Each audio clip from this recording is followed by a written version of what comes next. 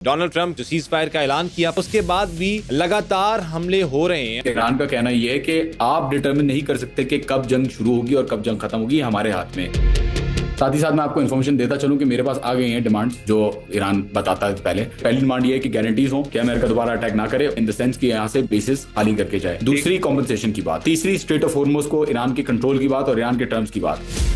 Field marshal Asim Munir भी अपना role अदा कर रहे हैं इस सारी वॉर को रुकवाने के लिए। आप क्या देख रहे हैं, इस्लामाबाद में क्या बड़ा होने जा रहा है? इसराइल या इनके पास ऐसी टेक्नोलॉजी थी जिसकी वजह से इन्होंने तमाम लीडरशिप पे प्रिसाइजली अटैक किया? इनके पास ऑलरेडी सॉफ्टवेयर हैं, इनके थ्रू ये ट्रैकिंग कर सकते हैं बड़ी इफेक्टिवली।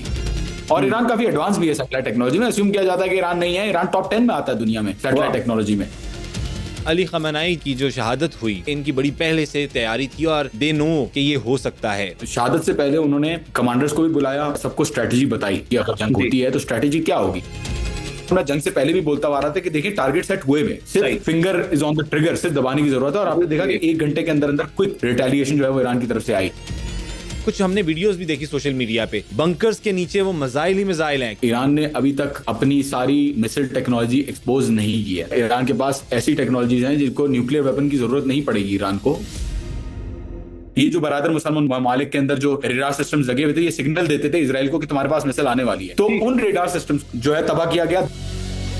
इंडिया का रोल किस तरह से देखते हैं? मोदी बड़ा ज़लीलो ख्वार हो रहा है। ये गोद में जाके इसलिए बैठता है क्योंकि इसको लगता है कि ईरान जो है वो कमजोर हो जाएगा। जयशंकर ने 3 कॉलें की हैं फॉरेन मिनिस्टर को कि प्लीज यार बात कर लो, उन्होंने उठाई नहीं। अब नाए हुर्मस का कंट्रोल अब पूरा किसके पास है? 1 मिलीलीटर तेल की बूंद भी अमेरिका अभी तक नहीं ले जा पाया।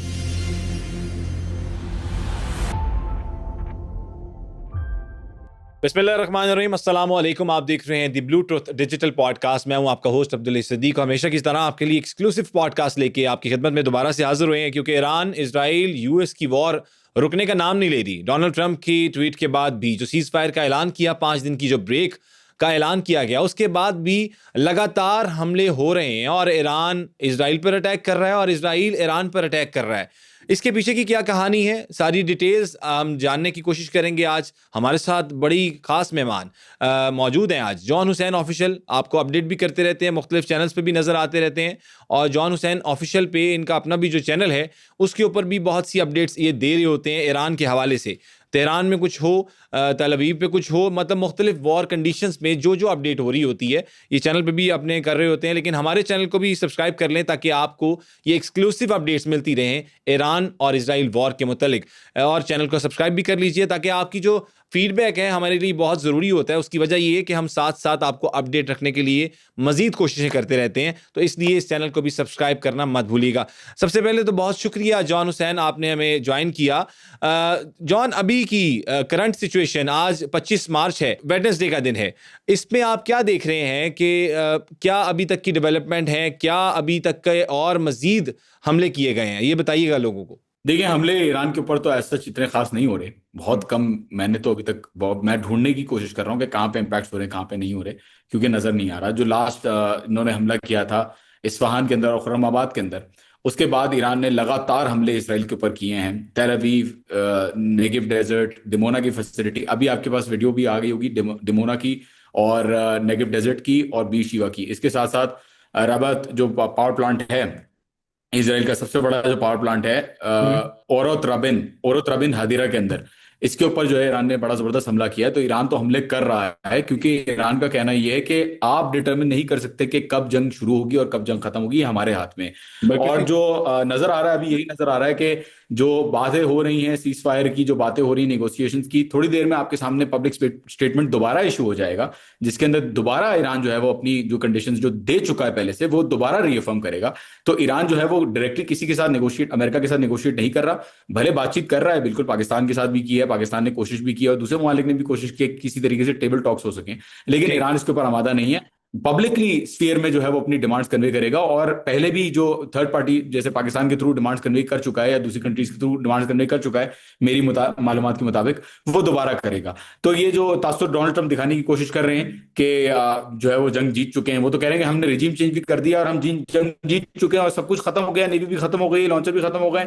तो सवाल ये है कि जरूरत क्या है फिर आपको हाँ निगोशिएट करने की, और आप क्यों कह रहे हैं कि हमारी निगोशिएशन चल रही है? तो जरा सा कॉन्ट्रोडिक्टरी स्टेटमेंट्स आ रहे हैं, और वहां पे हमें नजर आ रहा है कि अमेरिका इस वक्त बेताब है किसी तरीके से निगोशिएट करने के लिए, जबकि ईरान ने अपनी कंडीशंस दे दी हैं। कमांडर का बयान आया ईरान के कि अपनी शिकस्त को निगोशिएशंस का नाम ना दें, सही। आपकी शिकस्त हो चुकी है ऑलरेडी, और हम जो है वो अभी कोई आपके साथ कोई निगोशिएशन डायरेक्टली जो है वो नहीं करेंगे। अच्छा, क्या ईरान की तरफ से क्या डिमांड्स रखी गई हैं या निगोशिएशन के लिए जो भी वो नाम दे रहे हैं, क्या ईरान डिमांड कर रहा है यूएस से?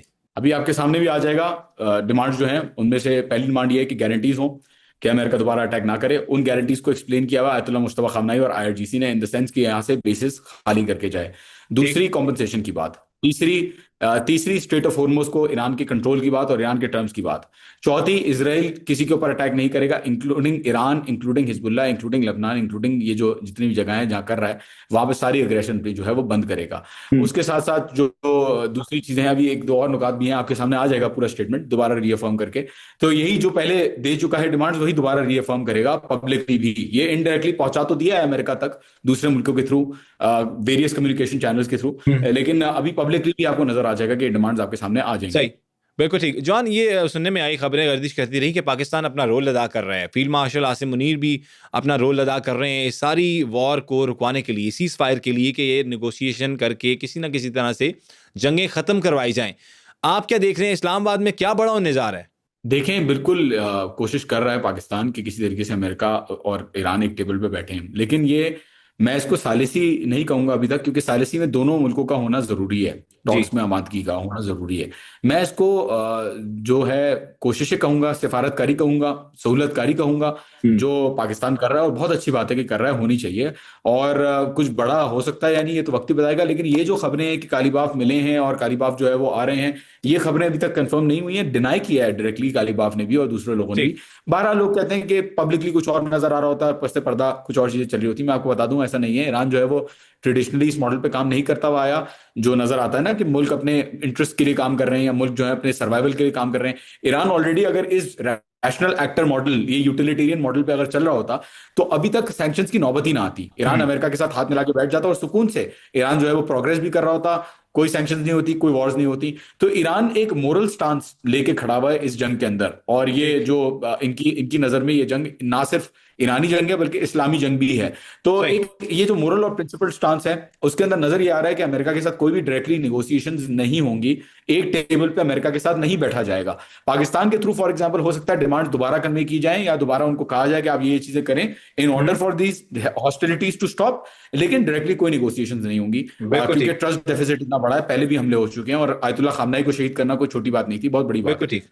और उसके अच्छा, आपने देखा क्या, आपने जब आयतुल्लाह खामेनेई को शहीद किया गया और तमाम लीडरशिप जो है ईरान की, उनको भी एक दफ़ा प्रिसाइजली अटैक करके मार दिया गया, मतलब इकट्ठे। फिर आपकी भी वीडियोस मैंने देखी जिसमें आप ही खुद बता रहे हैं कि इनके जितने भी जर्नल्स हैं या मेन ओहदेदारान हैं, वो अपनी नॉर्मल एक गाड़ी में घूमते हैं, नो सिक्योरिटी, नो प्रोटोकॉल्स।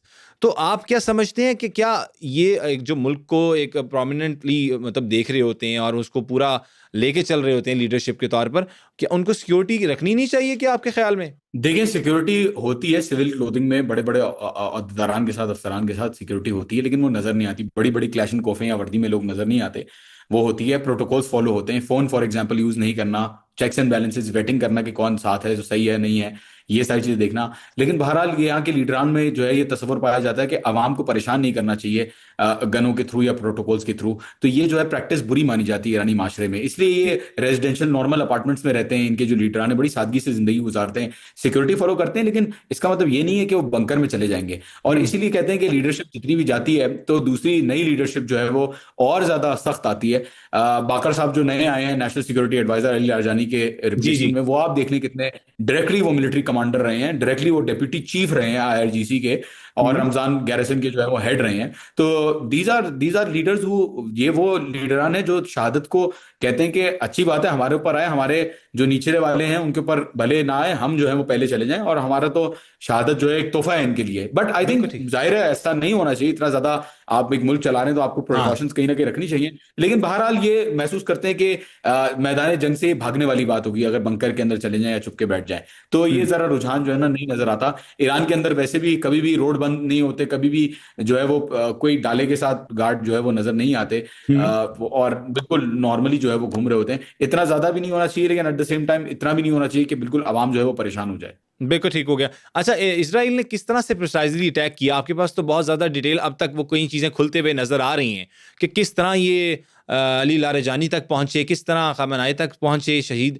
तो ये ज़रा थोड़ी सी लोगों को बताइएगा, हमारी ऑडियंस भी सुनना चाहती है कि क्या क्या इनके पास ऐसी टेक्नोलॉजी थी जिसकी वजह से इन्होंने तमाम लीडरशिप पे प्रिसाइजली अटैक किया? जी देखिए, इनके पास ऑलरेडी सॉफ्टवेयर हैं जिनके थ्रू ये ट्रैकिंग कर सकते हैं बड़ी इफेक्टिवली। पेगासस है और दूसरे सॉफ्टवेयर्स भी हैं जिनके थ्रू ये व्हाट्सएप और चीज़ों को ट्रैक कर सकते हैं। पूरा पूरा मोबाइल जो है बगैर किसी क्लिक बेट के जो है वो एक्सेस कर सकते हैं। इनके पास ओपन एक्सेस है, सैटेलाइट टेक्नोलॉजी भी इनके पास है। एक तो ये फैक्टर है कि टेक्नोलॉजिकली, क्योंकि ईरान जो है वो सैंक्शन के अंदर रहा है, कोई टेक्नोलॉजिकली जो है वो ये चीजें एक्सेसिबल नहीं है ईरान के लिए। तो जाहिर सी बात है इनके पास एक डिसएडवांटेज है इन टर्म्स ऑफ इसराइल, क्योंकि एयरफोर्स भी इनकी इसीलिए नहीं बन पाई क्योंकि पार्ट्स इंपोर्ट नहीं कर पाई है सैंक्शन की वजह से। तो ये जो है एक डिसएडवांटेज है इनके पास। इसराइल के पास बहुत सोफिस्टिकेटेड टेक्नोलॉजी है।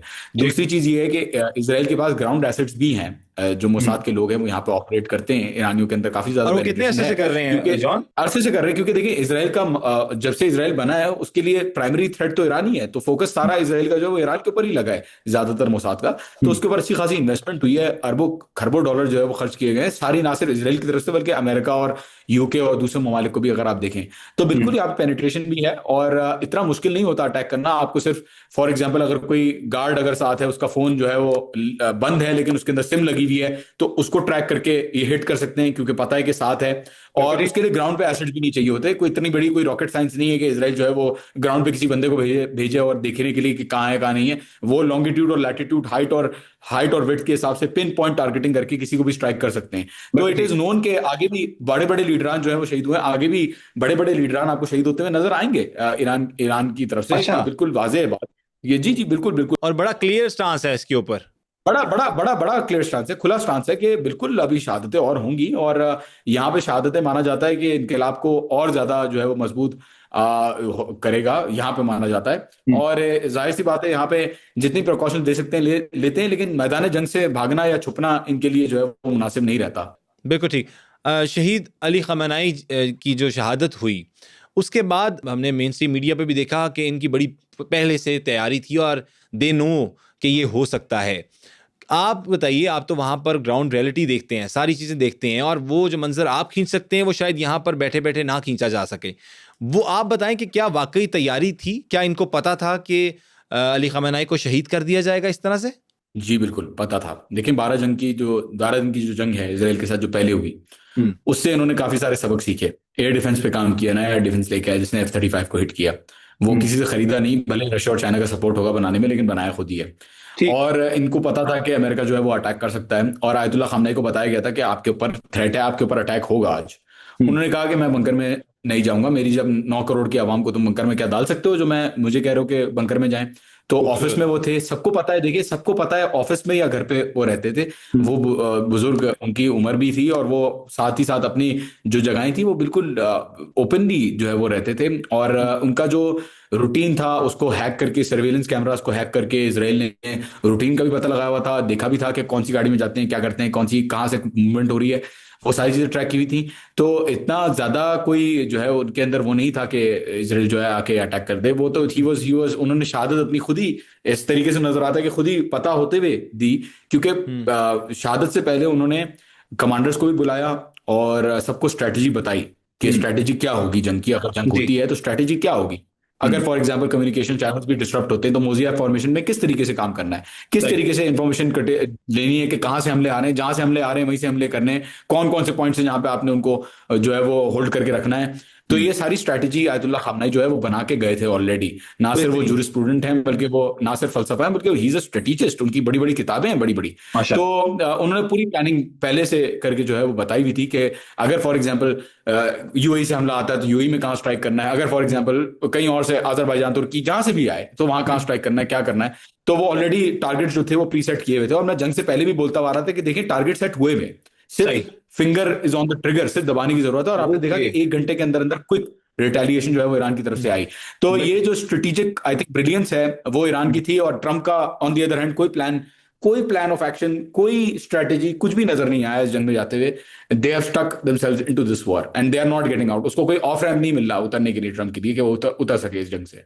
बिल्कुल ठीक हो गया। अच्छा, ये यूएस के जो आपने जहाज़ों का जिक्र किया F-35 का, इसको निशाना बनाया गया, ये किस टेक्नोलॉजी से बनाया गया, ये बताइएगा। देखिए ये टेक्नोलॉजी, पहले तो मैं बताऊं, F-35 जो है स्टेल्थ फाइटर है, बिल्कुल रेडार उसको डिटेक्ट जो है मुश्किल से करता है, और वो टेढ़ा भी चल सकता है, आड़ा भी चल सकता है, उड़ भी सकता है, गायब भी हो सकता है, सब कुछ है वो। अलादीन ठीक जो है चिराग अपने सारे भूल के सारी टेक्नोलॉजी उसके अंदर है, मान ठीक। लिया हमने। But it is not invincible. जो उसका सिग्नल होता है, इंफ्रारेड का सिग्नल होता है, वो लो सिग्नल होता है लेकिन ट्रैकेबल होता है। दूसरा, ठीक। जब वो आता है रेंज के अंदर, तो ईरान के पास ऐसा सिस्टम है कि वो हीट हीट पकड़ने वाली टेक्नोलॉजी के थ्रू, अच्छा पहले हीट टेक्नोलॉजी कोई नई नहीं है, पहले से ही चलता आ रहा है, लेकिन जो ईरान के डिफेंस सिस्टम्स के अंदर जो टेक्नोलॉजी है वो क्या है, वो ये है कि जब रेडार लॉक कर रहा होता है एक जहाज को, तो जहाज को सिग्नल नहीं मिलता कि वो लॉक ऑन हो चुका है। ये जो टेक्नोलॉजिकल, और आप वीडियो देखें उसके अंदर आपको नजर आ रहा है कि F-35 कहीं जो है वो हिलजुल नहीं रहा, कहीं मनूवर नहीं कर रहा। तो ये जो टाइम इसके अंदर जो ईरान ने जो टेक्नोलॉजी डाली है, बहरहाल मुझे नहीं पता कि किस तरीके से इन्होंने जो टेक्नोलॉजी डेवलप की है। कहा तो जा रहा है कि इंडिजिनस टेक्नोलॉजी है, खुद ही बनाई है, क्योंकि बहुत सारे ऑर्बिटर ड्रोन्स हैं, बहुत सारे ड्रोन्स हैं, रीपर ड्रोन्स हैं जो ये स्टेल्थ टेक्नोलॉजी यूज करते हैं, तो उनको रिवर्स इंजीनियर करके उनको देख के जो है ये टेक्नोलॉजी सीखी गई है, क्योंकि 125 से ज्यादा ये वाले जो ड्रोन्स हैं वो गिराए गए हैं ईरान की तरफ से, और पहले ही रिवर्स इंजीनियर करता रहा है। और ईरान काफी एडवांस भी है सैटेलाइट टेक्नोलॉजी में। अस्यूम किया जाता है कि ईरान नहीं है, ईरान टॉप 10 में आता है दुनिया में सैटेलाइट टेक्नोलॉजी में। और ईरान के अंदर जो है वो अंडर एस्टिमेट किया जाता है, लेकिन ईरान के अंदर कैपेसिटी है कि वो खुद बना सकता है। मिसाइल्स जो है ईरान की एक्सपोर्ट भी होती हैं, रशिया जाती है, $3 बिलियन की मिसाइल्स और ड्रोन्स जो है बेच चुके हैं रशिया को। तो ये जो टेक्नोलॉजी है जो ट्रेस करती है, जो इंटरनल सिस्टम को ट्रेस करती है, F-35 के अंदर जो इंटरनल इंजन है उसके ऊपर जो लॉक ऑन करती है रेडार के ऊपर विदाउट बीइंग ट्रेसेबल, ये जो है वो आई थिंक एक नई चीज है जो हमें नजर आ रही है कि ये पहले एक्सपेक्ट। क्लस्टर मिसाइल के बारे में भी कहा जा रहा है कि क्लस्टर मिसाइल को ये है, उसकी क्या खसूसियात हैं? इब्राहिम भाई, मैं आपको एक बात बता दूं कि ईरान ने अभी तक अपनी सारी मिसाइल टेक्नोलॉजी एक्सपोज नहीं की है, ये मैं आपको अभी तक बता। जी बिल्कुल। 4,000 किलोमीटर तक का जो मिसाइल मारा गया, उससे भी आगे कुछ है चीजें? आप देख लीजिएगा ईरान के पास ऐसी टेक्नोलॉजीज हैं जिनको न्यूक्लियर वेपन की जरूरत नहीं पड़ेगी ईरान को, जो अगर वो टेक्नोलॉजी दुनिया को नजर आ जाए तो। बहुत ऐसी टेक्नोलॉजीज हैं जो नहीं दिखाई है ईरान ने। और जहां तक बात करें मिसाइल टेक्नोलॉजी की, missile program is one of the best protected programs. इनको देखें ना, अमेरिका को, अब ईरान के ऑफिशियल्स कुछ जाहिर डिनाई करते हैं आगे जाके, लेकिन बात सारी ये है कि सबको पता है कि जो है डियोगो गार्सिया पे क्या हुआ था। सिर्फ डराने के लिए उन्होंने, जो हिट भी नहीं करना था, उसका पेलोड भी कम था मिसाइलों का जो भेजा था, सिर्फ डराने के लिए और दिखाने के लिए कि बेटा हम मार सकते हैं, यूरोप भी इम्यून नहीं है, प्रोटेक्टेड नहीं है, सिर्फ दिखाने के लिए, मैसेज देने के लिए कि अभी भी रुक जाओ, जरा रुक जाओ, ऐसा नहीं समझो कि तुम इम्यून हो। तो ये दिखाने के लिए उन्होंने जो है वो मिसाइल जो है वो दागा था। और इस हवाले से जो इनकी जो मिसाइल टेक्नोलॉजी है, आप क्लस्टर टेक्नोलॉजी की बात करें तो खुर्रमशहर 4 फॉर एग्जांपल, इसके अंदर 80 सबम्यूनिशन होते हैं जो डिस्पर्स कर जाते हैं, जो ऐसे फैल जाते हैं। फतह 3 के अंदर ऊपर से 8 किलोमीटर ऊपर से जो है वो क्लस्टर जो है वो रिलीज होते हैं, तो वो इंटरसेप्टर्स भी नहीं पकड़ पा। तो यही वजह थी कि आयरन डोम फेल हुई इजराइल की।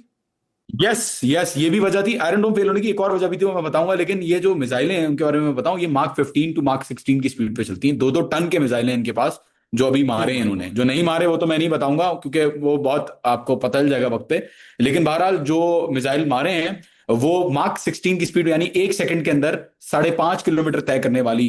ओ 1 सेकंड में।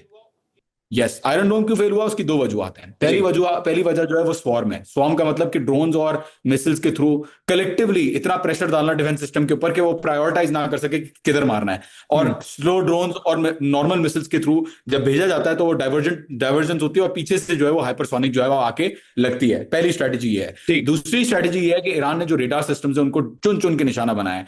ये जो बरादर मुसलमान ममालिक के अंदर जो रेडार सिस्टम लगे हुए थे, ये सिग्नल देते थे इसराइल को कि तुम्हारे पास मिसाइल आने वाली है। और ये खुद भी यहाँ बरादर मुसलमान ममालिक से भी इंटरसेप्शन होती थी, जो ईरान की मिसाइलें जारी होती थी इसराइल में, वहां इंटरसेप्शन सऊदी अरब के अंदर, यूएई के अंदर, कतर के अंदर, जॉर्डन के अंदर, यहां से इंटरसेप्शन होती थी। तो उन रेडार सिस्टम्स जो है तबाह किया गया। 10 रेडार सिस्टम्स ऐसे हैं, एडवांस रेडार सिस्टम्स, इनको तबाह किया गया। कतर के अंदर एक बताया जाता है, उनका जो सिस्टम है $1 बिलियन से ज्यादा जिसकी मालियात है, उसको तबाह किया गया। उसके साथ साथ 4 थार्ड इंटरसेप्टर के जो बैटरीज हैं उनको जो है वो डैमेज किया गया, और उनके साथ जो रेडार लगा होता है जो इंटरसेप्शन के सिग्नल देता है कि भाई अब जाके जी। इंटरसेप्ट करो, उसको जो है वो खत्म कर दिया। तो उसको बिल्कुल क्लीन अप कर दिया ईरान ने, एटलीस्ट मिडिल ईस्टर्न कंट्रीज के अंदर। और दूसरा अगर बात करें, पेट्रियट के ऊपर भी हिट किया, लेकिन आयरन डोम की कुछ ऐसी खुद भी बैटरीज हैं जिनके ऊपर ईरान ने इंटरनली इसराइल के अंदर हिट किया है। तो ना सिर्फ डिले आ रहा है, ना सिर्फ डिले आ रहा है 6-7 मिनट की जो मिसाइल होती है उसके अंदर, ना सिर्फ डिले आ रहा है पहुंचने में, कि इंफॉर्मेशन पहुंचने में कहां से आ रही है, किस ट्रेजेक्टरी पे जा रही है, ना सिर्फ उसमें डिले आया है, बल्कि जो लोकल सिस्टम्स हैं उनको भी हिट किया गया है ईरान की तरफ से, जो इसराइल के अंदर मौजूद हैं। सही। अच्छा जॉन, बड़े अच्छे तरीके से आपने एक्सप्लेन किया है। कुछ हमने वीडियोस भी देखी सोशल मीडिया पे, बंकर्स के नीचे वो मिसाइल ही मिसाइल हैं। क्या वो एआई हैं, क्या वो असल में ही एग्जिस्ट करती हैं? जो मिसाइल पड़े हुए हैं, जो ट्रक्स लगे हुए हैं, जो पूरा एक बड़ा ही सामान टेक्नोलॉजी के हवाले से मिसाइल सिस्टम पड़ा हुआ है नीचे, बंकर्स बेसमेंट्स बनाई गई हैं, और वो एक बंदा जा रहा है लेके गाड़ी में, और वो दिखाई जा रहा है कि वो तवील एक जो है बंकर बने हुए हैं जिसके अंदर मिसाइल सिस्टम पड़ा हुआ है। क्या वो वाकई रियलिटी है? देखें यहाँ पे पूरे पूरे शहर हैं अंडरग्राउंड मिसाइल स्टोरेज फैसिलिटीज के, और 400-500 मीटर तक भी गहरे जाते हैं इनकी जो स्टोरेज फैसिलिटीज हैं। ये बिल्कुल सच है। साथ ही साथ मैं आपको इन्फॉर्मेशन देता चलूं कि मेरे पास आ गई हैं डिमांड्स जो ईरान बताता है पहले। Number 1, Iran will end the war at a time of its own choosing only if its own conditions are met. Number 2, okay. Iran will not allow Donald Trump to dictate the timing of the wars end. Number 3, Iran demands end to aggression by the enemy. जैसा कि मैंने आपको कहा था कि Israel के ऊपर बोलेगा कि सारी जो है हमले, अग्रेशन जहां भी हो रही है वो बंद करो। Number 4, Iran demands establishment of concrete guarantees preventing the recurrence of war. जैसे कि मैंने आपको कहा था, इसकी एक्सप्लेनेशन आयतुल्लाह मुस्तफा खामनेई दे चुके हैं। जी। Number 5, Iran demands clear determination guaranteed payment of war damages compensation. वही जो मैंने आपको बताया था, कॉम्पनसेशन होगी। ठीक है। Number 6, Iran demands comprehensive end to the war across all fronts including against all resistance groups. तो अब्दुल आई साहब, ये स्टेटमेंट आपको मीडिया में भी थोड़ी देर में नजर आ जाएगा। आगे चलते हैं जॉन, मुझे ये बताइएगा कि ये लेबनान में भी क्या हो रहा है, और खसूसन इसके साथ ये भी बताइएगा इंडिया का रोल किस तरह से देखते हैं। मोदी बड़ा जलीलो ख्वार हो रहा है, सुना है बहुत से वहाँ के भी सहाफ़ी कह रहे हैं कि इनके अंदर जो ईरान और इजराइल की वॉर है, यूएस के साथ जो लाइन बना हुआ है इनका अलायंस, इसमें मोदी को उन्होंने किसी जगह पे टेबल टॉक पे भी नहीं बिठाया। ये जिल्लत की क्या वजह समझते हैं आप? देखें, बड़ा दोनों बातें कर लेते हैं। लबनान के अंदर तो बड़ा जुल्म और जबर इसराइल जो है वो करने की कोशिश कर रहा है, हमले कर रहा जी। है। हिजबुल्लाह के जो फ्रंट्स हैं उसके ऊपर क़याम के अंदर बड़ी लड़ाई चल रही है, जंगी ज़मीनी लड़ाई चल रही है हिजबुल्लाह और इसराइल के दरमियान। वो बहुत बहुत बुरा टाइम दिया हुआ है इसराइल को, नॉर्दर्न एंड पे एंगेज किया हुआ है हिजबुल्लाह ने। अगर ठीक। बात करें मोदी की, तो ये मोदी जो बार बार जाके जो बैठ जाता है, 2 दिन पहले हमले से ये पहुंचा हुआ था वहां पर, ये किसकी प्लानिंग लगती है आपको? ये पहुंचा सिर्फ ये गोद में जाके इसलिए बैठता है क्योंकि इसको लगता है कि ईरान जो है वो कमजोर हो जाएगा, या इसराइल और अमेरिका जब हमला करेंगे तो ईरान जो है वो लूजिंग पोजीशन में होगा। 3 कॉलें की हैं जयशंकर ने, 3 कॉलें की हैं फॉरेन मिनिस्टर को कि प्लीज यार बात कर लो, उन्होंने उठाई नहीं। और फिर मोदी ने डायरेक्टली कॉल्स की पेजिशकियान को कि प्लीज यार आप हमें, प्लीज हमारा जो टैंकर है, हमारी जो वेसल है उसको प्लीज जाने दें, प्लीज हम नहीं है इसराइल के साथ, हम साथ नहीं देंगे। तो ईरान ने, वो तो चलो ईरान ने कहा कि तो एक दो उनकी वेसल्स जाने दी, 60 से ज्यादा वेसल्स हैं जो अभी भी रोकी हुई हैं ईरान ने ओके। इंडिया की। बिल्कुल तो ठीक। ये जो गलतफहमी थी मोदी की, जो बार बार देखें इकोनॉमिक पार्टनर रहा है सिर्फ इंडिया, इंडिया कभी भी जो है वो सोशल या पॉलिटिकल पार्टनर ही रहा। कश्मीर के लिए हमेशा ईरान ने स्टांस जो है वो सेम रखा। ईरान जो मुसलमान हैं इंडिया के अंदर, उन मुसलमानों के लिए हमेशा आवाज उठाई, और हमेशा जो है वो आयतुल्लाह खामनेई ने डायरेक्टली भी जो है वो इसके ऊपर काम किया है। और आप देख सकते हैं कि सिर्फ क्योंकि वो तेल खरीदता था इंडिया, क्योंकि गैस पाइपलाइन जाहिर है पाकिस्तान के साथ बिछाई, वहां पे अमल नहीं हुआ, और तेल भी बेचने की कोशिश की लेकिन तेल नहीं बेच पा रहे पाकिस्तान को, तो मजबूरन इंडिया के साथ जो है वो इकोनॉमिक ताल्लुकात बनाने की पड़ जो गए है थे। वो करनी पड़ी ईरान को। वरना वरना पाकिस्तान के साथ ताल्लुकात अच्छे होते, जरूरत नहीं थी कि इंडिया के साथ इकोनॉमिक ताल्लुकात भी बनाए अगर ये चीजें हो रही होती तो। और सिचुएशन क्या देख रहे हैं आप? देखिए, मोदी के अलावा और सिचुएशन तो मैं सीरिया के ऊपर कहूंगा नजर रखें कि सीरिया के अंदर क्या डेवलपमेंट्स होंगी। क्या वो भी लिंक्ड है आपस में? देखिए, सीरिया के अंदर जो है वो काफी चीजें चल रही हैं। अभी बोला जा रहा है उसके लिए कि वो जो है वो ग्राउंड ऑफेंसिव में इंक्लूड हो इसराइल के साथ। और जोलानी के अंदर भी अभी खबरें आ रही हैं कि अंदर भी सीरिया के अंदर दोबारा जो प्रो असाद मिलिशियास हैं उन्होंने दोबारा से शुरू कर दिया है जो है अपने अपने जो भी एक्शन है। और ये जो है वो नजर आ सकता है कि आपको सीरिया में डेवलपमेंट बड़ी नजर आ सकती है। इराक तो ऑफिशियली साथ हो गया है ना, इराक ने तो बोल दिया है, हजदुल शाबी को इराक ने बोल दिया है कि आपको करना है तो आप करें अमेरिकन के ऊपर अटैक, इट्स ओके। बिल्कुल ठीक। अच्छा जॉन, ये जीसीसी कंट्रीज पे भी हमले किए गए और वो जगह टारगेट की गई जो कि यूएस ने डिप्लॉय किए हुए थे, अपने सिस्टम टेक्नोलॉजी और अपने डिफेंस सिस्टम सारे तबाह किए गए ईरान की जानिब से। अब ये कुवैत पे जो लेटेस्ट हमला हुआ है एयरपोर्ट पर, इसकी क्या वजह समझते हैं आप? देखिए, कुवैत के ऊपर जो हमले होते हैं इसकी वजह तो क्लियर है, क्योंकि ट्रम्प ने खुद कह दिया कि उसने कहा कि Saudi Arab, Qatar and UAE, तीनों का तो पहले ही नाम ले लिया, दे आर एक्सेलेंट, वो हमारे साथ हैं ईरान के खिलाफ। और दूसरे ममालिक जो कुवैत है, फॉर एग्जांपल, कुवैत ने तो कभी भी ये नहीं कहा कि मैं आपके ऊपर अटैक से रोकूंगा अमेरिका को। ना ही बहरीन ने बोला कि मैं आपको रोकूंगा अटैक्स के ऊपर। ठीक। तो यहाँ से अटैक्स शुरू से चलते हुए आ रहे हैं। और देखें, एक बात है, कुवैत के अंदर जो इंटरनेशनल एयरपोर्ट है, इनके अंदर जो ऑयल स्टोरेज है, क्योंकि ये बरादर मुस्लिम कंट्रीज, क्योंकि ये जो है वो जहाज के अंदर रिफ्यूलिंग करती हैं अमेरिका के स्ट्राइकर जेट्स को, और उनको होस्ट करती हैं, तो जाहिर है ईरान जो है इनकी जो ऑयल फैसिलिटीज जो तेल देती हैं इन सबको, उनको भी टारगेट करता है, और जो बेसिस हैं कुवैत के अंदर और बहरीन के अंदर और दूसरी जगहों पे, वहां पे भी हमले करता है। और उसके साथ साथ हिमार मिसाइल्स जो है वो लॉन्च होती हैं इन रीजन्स के थ्रू। फॉर एग्जांपल, यूएई की तरफ से हिमार मिसाइल्स जो है वो लॉन्च हुई थी। खार के ऊपर जो हमला हुआ था वो हिमार मिसाइल्स के थ्रू हुआ था यूएई के अंदर, और उसके साथ साथ सपोर्ट में एयर रिकॉनेसेंस और जो जेट्स थे जो दूसरे टारगेट्स को टारगेट कर रहे थे, उनको जो है वो सपोर्ट दे रहे थे। ये जो कंट्रीज हैं जिनके जो कहती हैं कि जंग जो है वो, अभी अमेरिका के साथ स्टेटमेंट्स आ रहे हैं कि उन्होंने कहा है कि आप बढ़ाएं जंग को। तो बिल्कुल ये जो है वो, इसके अंदर कोई दो राय नहीं है कि ईरान टारगेट कर रहा है, और टैक्टिकली और रिस्पॉन्सिव। ओमान के अंदर कोई स्ट्राइक नहीं की, तुर्की के अंदर कोई अटैक नहीं किया, अजरबैजान के अंदर कोई अटैक नहीं किया।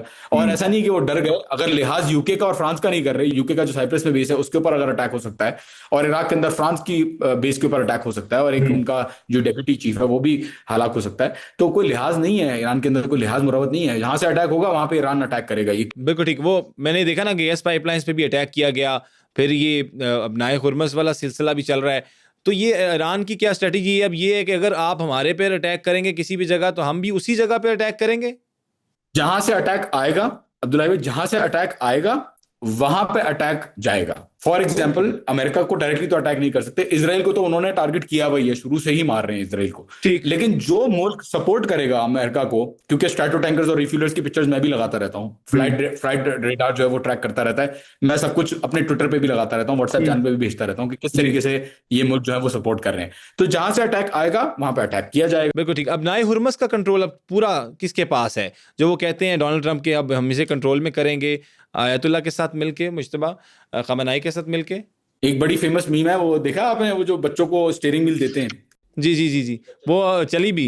जी जी, तो ट्रम्प कह रहा है ना कि मैं और आयतुल्ला मिलके, तो वही स्टीयरिंग व्हील जो है उसको मेरे ख्याल में पकड़ाने की बात हो रही है कि स्टीयरिंग व्हील दे देंगे, वो अपनी तरफ से जो करना चाहे उसके साथ गाड़ी को जहां ले जाना चाहे ले जाए, भला बहरहाल गाड़ी जाएगी वहीं जहां ईरान चाहेगा, क्योंकि असल जहां स्टीयरिंग व्हील जो है ईरान वो ईरान के चाहेगा। पास है, असल कंट्रोल ईरान के पास है। और 1 मिलीलीटर तेल की बूंद भी अमेरिका अभी तक नहीं ले जा पाया, जो ट्रम्प कहता है ना कि बड़ा तोहफा दिया है। इनको ख्वाब में ये कल को कहेंगे कि मैंने डील भी कर ली है। तो मेरा नहीं ख्याल कि उसकी स्टेटमेंट्स को ज्यादा सीरियसली लेना चाहिए। मतलब वो बिल्कुल बौखला से गए हैं, आप ये कहना चाह रहे हैं। पाकिस्तान के एंगल से जॉन, मैं ये पूछना चाह रहा था आपसे, यहाँ पर 200 रुपया फी लीटर जो है हाई ऑक्टेन महंगा हुआ, फिर दूसरा सिंपल पेट्रोल भी महंगा हुआ, आगे मजीद महंगा होते नजर आ रहा है पाकिस्तान में? क्या इम्पैक्ट्स आएंगे इस जंग के, इस वॉर के? और फिर गैस भी महंगी होते हुए नजर आ रही है, या ये दोबारा स्टेबल हो जाएगी, गवर्नमेंट कर लेगी? देखिए, अगर तो ईरान से तेल ले ले पाकिस्तान और गैस ले ले, तो ये सारे मसाइल हल हो जाएंगे। 100 रुपए कम, जो ओरिजिनल प्राइस थी उससे भी 100 रुपए कम पे अभी तो अनऑफिशियली आ रहा है ना, तो जी। जरा उसके अंदर चार्जेस भी लगते हैं बीच में। लेकिन जब ऑफिशियली आएगा तो उसके अंदर जो है वो लेवी डाल के भी, सारी चीजें डाल के भी 100 रुपए कम होगा ऑफिशियल रेट से जो पहले था। तो बिल्कुल ठीक। अगर ऐसा नहीं करता पाकिस्तान, और अगर डिपेंडेंसी अमेरिका के ऊपर ही, जाहिर है अगर तेल वहां से, क्योंकि अब पाकिस्तान की भी मजबूरियां यार, जाहिर है कोई ऐसा तो नहीं सोच सकते, पाकिस्तान से एक्सपेक्ट कर सकते कि पाकिस्तान के ऊपर जो IMF के प्रेशर्स हैं और जो अरब ममालिक के प्रेशर है उसको बिल्कुल पाकिस्तान छोड़ दे। तो बिल्कुल सही स्टांस रखा है पाकिस्तान ने कि वो पॉलिटिकली जो है इस वॉर के अंदर इन्वॉल्व नहीं हो रहा, आर्मी नहीं भेज रहा, लेकिन इकोनॉमिक सूरत हाल के हवाले से पाकिस्तान इस चीज को चेंज कर सकता है, क्योंकि अभी अमेरिका ठीक। की जो पावर है वो कम हुई है रीजन के अंदर, और सिचुएशन चेंज करके अगर करता है तो आई थिंक बहुत अच्छा है, पाकिस्तान के तो सारे मसाइल हल हो जाएंगे। ठीक हो गया। ये ल्यूकस ड्रोन क्या है, और जो कहते हैं कि ईरानी मिसाइल की कॉपी बनाई है यूएस ने, जो गिरे भी हैं, क्या इसमें हकीकत है? जी बिल्कुल। एज ग्रुप एक कंपनी है, आप रिसर्च कर सकते हैं, यूएई की एक जी। कंपनी है, वो बनाती है। ठीक है, first of all. Secondly, shadow works एक ऑर्गेनाइजेशन है, उसने लोकस को दिसंबर से पहले, दिसंबर की बात कर रहा हूँ, दिसंबर से पहले डेमोन्स्ट्रेट भी किया हुआ है पेंटागन के इवेंट्स पे, कि किस तरीके से लोकस ड्रोन जो है उन्होंने बनाया और किस तरीके से वो यूज करेंगे। तो ये बात तो अब पब्लिकली वो दिखा चुके हैं, भाग नहीं सकते इस चीज से। उनको पता है कि उन्होंने दिखा दिया और ये मिस्टेक हो गई उनकी तरफ से। देखिए, फर्स्ट फ्लैग हो सकता है मस्जिद अल अक्सा पे, अल्लाह ना करे कोशिश कर सकते हैं, क्योंकि किसी भी हद तक जा सकते हैं, इनसे एक्सपेक्ट नहीं किया जा सकता कि कोई इंसानियत रखेंगे। तो वहां पे फॉल्स फ्लैग कर सकते हैं और ईरान के ऊपर नाम लगा सकते हैं, दूसरी जगहों पे भी ऐसी चीज कर सकते हैं। तो बिल्कुल ठीक। बिल्कुल ठीक। अच्छा, ये अपना जॉन, अभी ईद भी गुजरी, गुज़िश्ता ईद मुबारक आपको भी। तो उधर क्या आपने देखा, ईरान में चीज़ें नॉर्मलाइज़ हुई हैं, लोग वैसे ही घूम फिर रहे हैं, या ये थोड़ा-सा डर गए हैं? फॉर एग्ज़ाम्पल जो पब्लिक है, मैं उसकी बात कर रहा हूँ। तो वो ज़रा थोड़ा-सा एक्सप्लेन करिएगा, वहाँ पर क्या ग्राउंड रियलिटी क्या है? अभी वहाँ पे कौन-कौन से सबसे ज़्यादा इलाके अफ़ेक्ट हुए हैं? थोड़ा-सा ये भी ऑडियंस को बताइएगा। देखिए, इलाकों के हिसाब से तेहरान जो है वो सबसे ज्यादा इफेक्ट हुआ है, नो डाउट। हुँ, लेकिन लोग नॉर्मली, जैसे कि मैंने पहले 12 दिन की जंग में बताता था, शायद कोई यकीन नहीं करता था, लेकिन अब CNN और स्काई न्यूज जब दोबारा आए हैं ईरान डायरेक्टली कवर करने के लिए, तो अब लोगों के सामने उनका अपना मीडिया कह रहा है वेस्ट का कि भाई यहाँ पे सब कुछ नॉर्मल है, लोग जो है वो, कोई स्टॉक पाइलिंग नहीं है, गैस स्टेशन पे भी कोई रश नहीं है, अच्छा। बिल्कुल नॉर्मली चीजें चल रही हैं, लोग ऑफिस भी जा रहे हैं, रेस्टोरेंट भी जा रहे हैं, पार्क्स में भी बैठे रहते हैं, पूरा दिन जो है वो लोग अपने स्पिरिट के बाहर भी निकलते हैं और बाहर भी घूम रहे होते हैं। तो आई ठीक थिंक है। इट इज नोन कि यहाँ पे कुछ नहीं हो रहा। John, thank you so much for your like kind time, और जिस तरह से आपने एक्सप्लेन किया, और उम्मीद करते हैं कि हमारी ऑडियंस ने भी पसंद किया होगा। इसी के साथ हम जॉन को दोबारा तंग करते रहेंगे और ये अपडेट लेते रहेंगे कि वहाँ पर ईरान में, तेहरान में, और ये क्या मामला आगे देख रहे हैं। बड़ी एक्सक्लूसिव किस्म की बातें की हैं इस पॉडकास्ट में, उम्मीद करते हैं कि हमारी ऑडियंस ने पसंद भी की होंगी। इसलिए इस चैनल को साथ साथ सब्सक्राइब भी करना मत भूलिएगा। मुझे अब्दुल हई सिद्दीक को इजाज़त दीजिए, अपना बहुत ज़्यादा ख्याल रखिएगा। अल्लाह हाफ़िज़ नासिर।